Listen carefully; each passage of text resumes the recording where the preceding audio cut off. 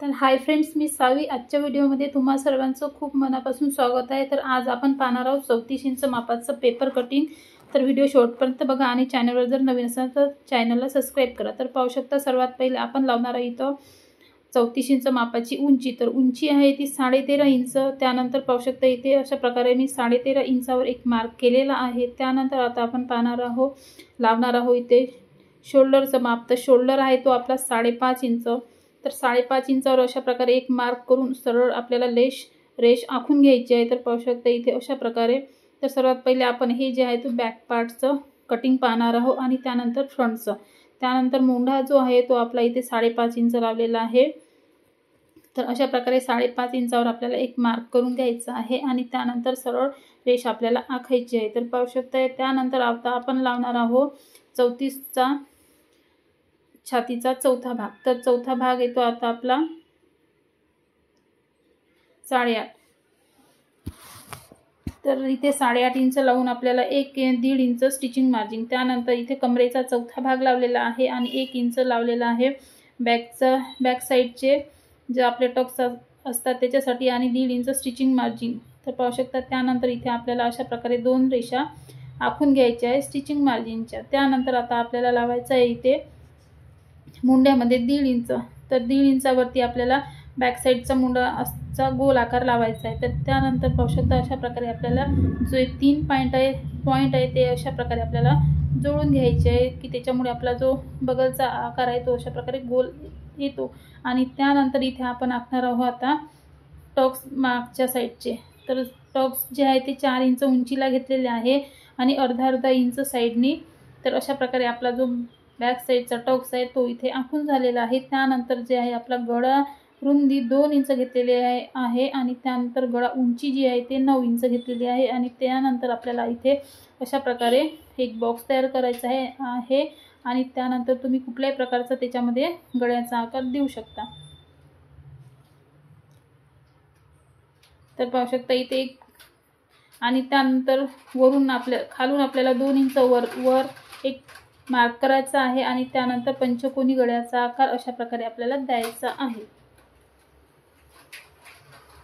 तर आपलं हे ड्राफ्टिंग झालेलं आहे. त्यानंतर आता आपण हे कट करणार आहोत. तर पाहू शकता हा मुंडा आहे, स्टिचिंग मार्जिन त्याप्रमाणे सगळे मापे आपले इथे लागलेले आहे.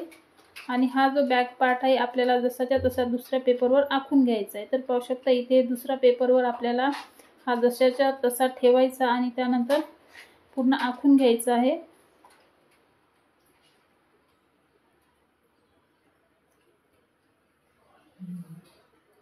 तर पाहू शकता इथे आपण जसाच्या तसा आखलेला आहे आणि त्यानंतर आता आपल्याला लावायचा आहे समोरच्या गळा. तर समोरचा गळ्यासाठी 2 इंच रुंदी घेतलेली आहे आणि 6 इंच उंचीला गळा घेतलेला आहे. तर पाहू शकता अशा प्रकारे. आणि त्यानंतर कोपऱ्यामधून आपल्याला घ्यायचा आहे अर्धा इंच आणि आपल्याला गळ्याचा असा गोल आकार द्यायचा. तर इथे अशा प्रकारे गोल आकार दिलेला आहे आणि त्यानंतर मुंड्यामधून आपल्याला अर्धा इंच आतमध्ये घ्यायचा आणि समोरच्या बगलचा जो गोल आकार आहे तो इथे अशा प्रकारे आपल्याला द्यायचा आहे. आता पाहू शकता इथे.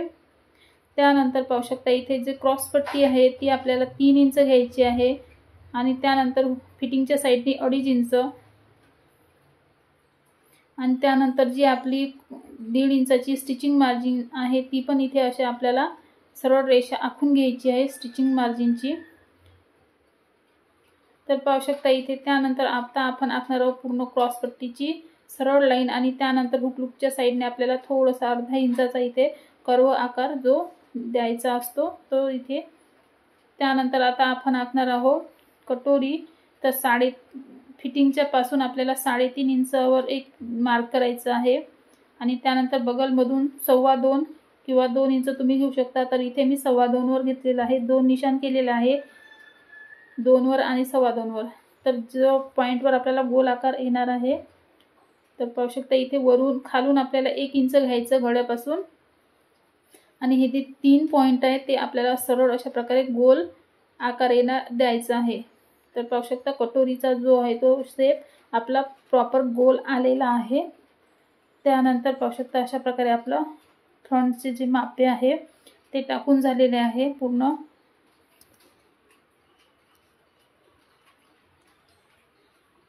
त्यानंतर आता आपण इथे कट करणार आहोत। तर पाहू शकता अशा प्रकारे नवनवीन व्हिडिओ पाहण्यासाठी तुम्ही सावी फॅशन चॅनलला सबस्क्राईब करा आणि चॅनलवर जर नवीन असाल तर चॅनलला सबस्क्राईब करा। बाजूला जी बेल आयकॉन आहे ती पण प्रेस करा, त्याच्यामुळे येणाऱ्या व्हिडिओची नोटिफिकेशन ही तुम्हाला मिळेल। आणि त्यानंतर शोल्डर पण आपण इथे अशा प्रकारे कट करणार आहोत। तर पाहू शकता बॅक साईड आणि साईड पीस, त्यानंतर कोटोरी आणि क्रॉस पट्टी हे आपले पूर्ण ड्रॉफ्टिंग झालेलं आहे। त्यानंतर आता आपण पाहणार आहोत जी मेन कोटोरी आहे त्याच्यावरून आपल्याला कशी मोठी कोटोरी कशी वाढवायची। तर पाहू शकता इथे आपली कोटोरी जी आहे मेन ती आपल्याला जशीच्या तशी आपल्याला पहिले पेपरवर आखून घ्यायची आहे।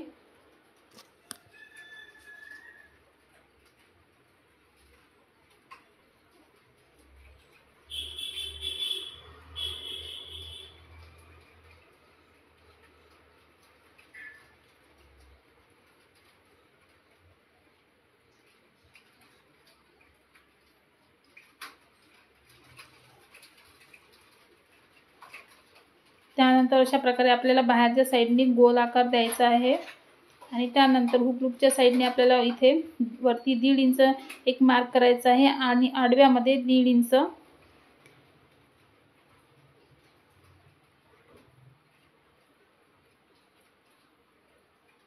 आणि त्यानंतर याचा आपल्याला आता मध्य काढायचा आहे आणि तिथे आपल्याला एक मार्क करून घ्यायचा आहे आणि त्यानंतर सरळ खाली आपल्याला 1.5 इंच वाढवून घ्यायचं आहे आणि त्यानंतर अशा खालच्या साईडने आपल्याला जे 3 पॉइंट आहे ते आपल्याला जोडून घ्यायचे आहे। तर अशा प्रकारे तर ही कटोरी आहे पाहू शकता आपली तयार झालेली आहे।